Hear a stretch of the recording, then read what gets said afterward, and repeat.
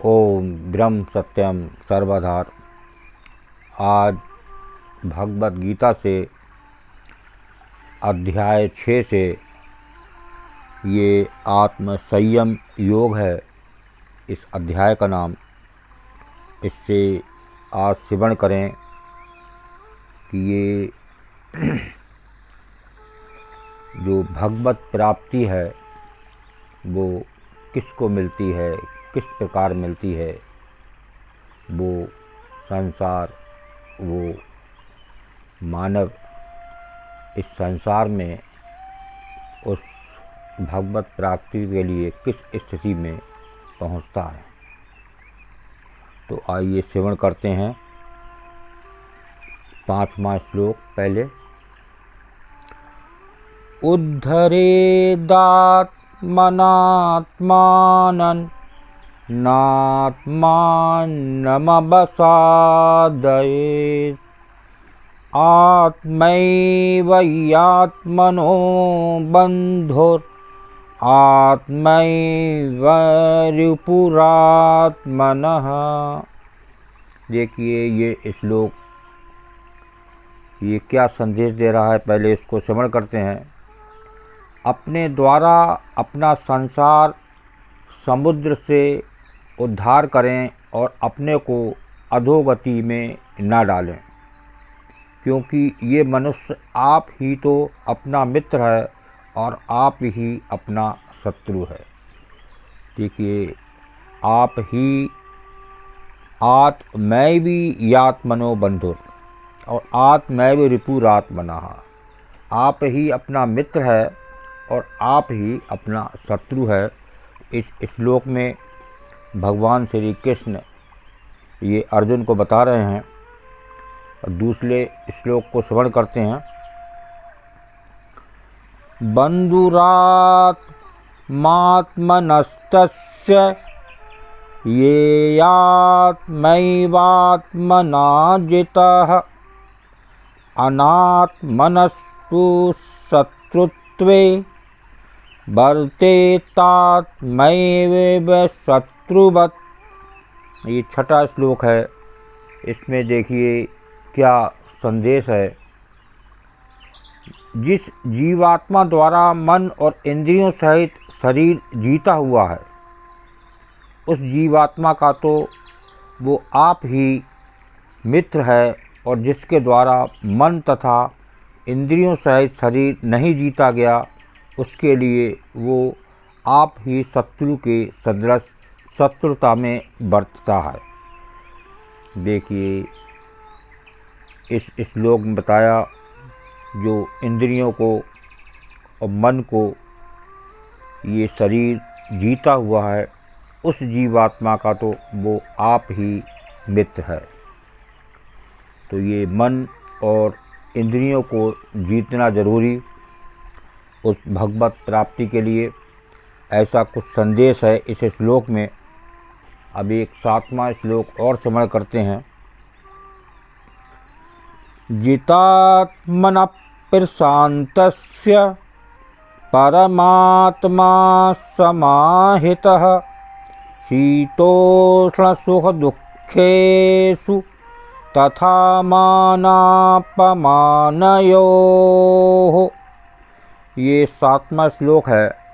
देखिए ये क्या संदेश दे रहा है। सर्दी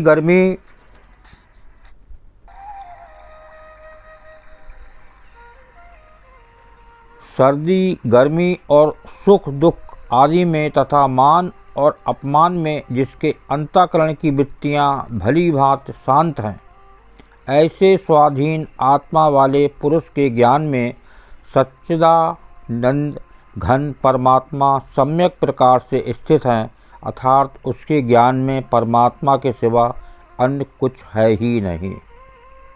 देखिए ऐसे उस जीव के अंदर, उस मानव के अंदर, उसके ज्ञान में परमात्मा के सिवा अन्य कुछ भी नहीं है।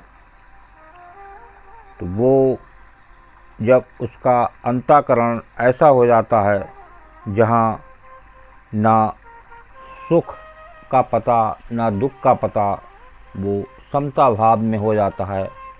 ऐसा मन, ना सर्दी ना गर्मी, कुछ पता ना चले, ऐसा स्वाधीन आत्मा वाले पुरुष के ज्ञान में सच्चिदानंद घन परमात्मा सम्यक प्रकार से स्थित है। देखिए, बहुत ही सुंदर श्लोक ये। एक श्लोक और श्रवण करते हैं। ये 8वां श्लोक है।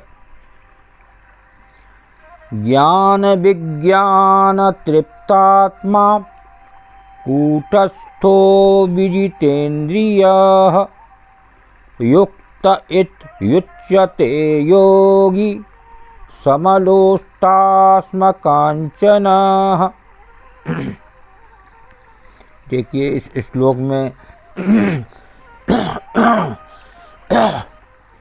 ये 8वां श्लोक है, जिसका अंतःकरण ज्ञान विज्ञान से तृप्त है।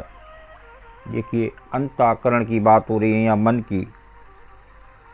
जिसका अंतःकरण ज्ञान विज्ञान से तृप्त है, जिसकी स्थिति बेकार रहित है, जिसकी इंद्रियां भली बात जीती हुई हैं और जिसके लिए मिट्टी पत्थर और स्वर्ण समान है, वो योगी युक्त अर्थात भगवत प्राप्त है, ऐसे कहा जाता है।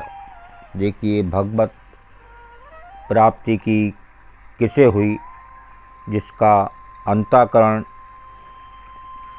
ज्ञान विज्ञान से तृप्त है और जिसकी स्थिति बेकार रहित है।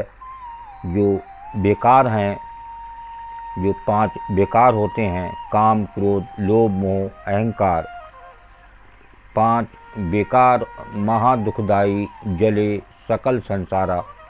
पूरा संसार इन 5 विकारों से जल रहा है।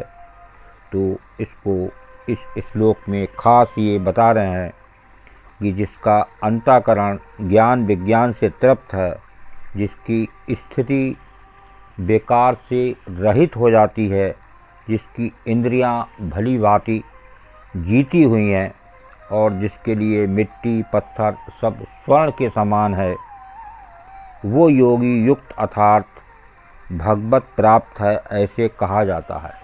ये भगवान श्री कृष्ण बता रहे हैं कि ऐसा योगी, ये संसार में जब मानव इस लेवल पर पहुंच जाता है, जो इंद्रियों को जीत लेता है और विकारों से वो दूर हो जाता है और समभाव में ना उसे गर्मी का पता ना उसे सर्दी का पता, तो ऐसा योगी को भगवत प्राप्ति होती है।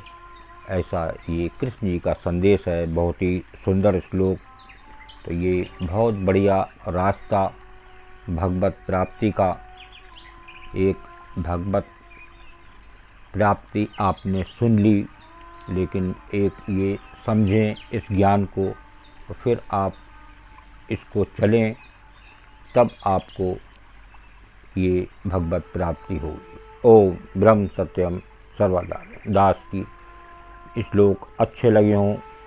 ये आत्म संयम योग है, बहुत ही सुंदर योग विषय। और ये अध्याय 6, इसके श्लोक अभी आपने श्रवण करे 5, 6, 7, 8, इनको बार बार श्रवण करें। ये एक मंत्र रूप में एक शास्त्र हैं, एक प्रभु हैं। इसको जितनी बार सुनेंगे उतनी बार इसमें नया आनंद आपको मिलेगा। ओम ब्रह्म सत्यम सर्वदा।